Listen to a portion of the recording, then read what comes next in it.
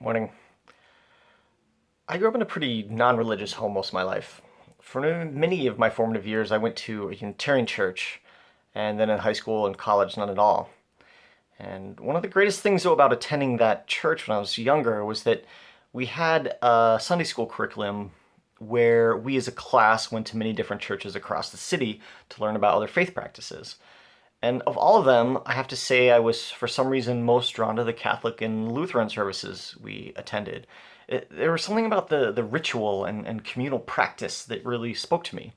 And that's something I'm going to return to in a moment. Now, fast forward a number of years. After having children, my wife and I decided that it was very important to us to raise them in and with some kind of faith. So we went church shopping in Chicago. For us, though, a sort of minimum bar in terms of the type of values we hold was that as a church we attended, it could not be against anyone who is LGBTQ just simply for existing or for who they are. It had to be accepting and welcoming of all people, no matter where they were or who they are. My wife actually Googled this, believe it or not, and Wicker Park Lutheran Church came up in our search. And it was here amongst this community that I found a faith practice that taught and embraced the things that I loved about Christianity. I felt like I finally was able to reconcile my feelings that both called me to be a Christian, but also fell on the side of inclusivity and love as opposed to exclusion and hate.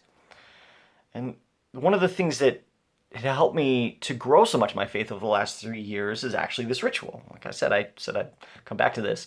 And as many of you know, I'm actually a student of anthropology.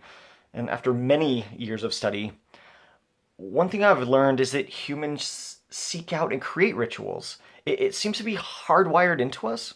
They're one of the ways I think we grow and learn as people.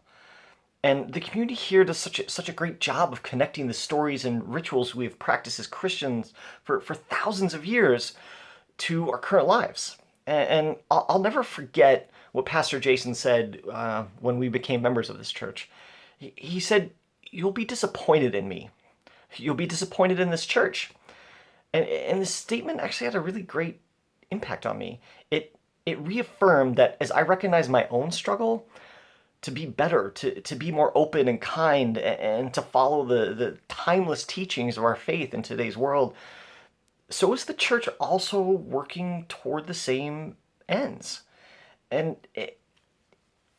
in the end, this understanding that we are working together has helped me grow my faith into something very strong and really meaningful to me. And that's where I've been and how I ended up here. Thanks.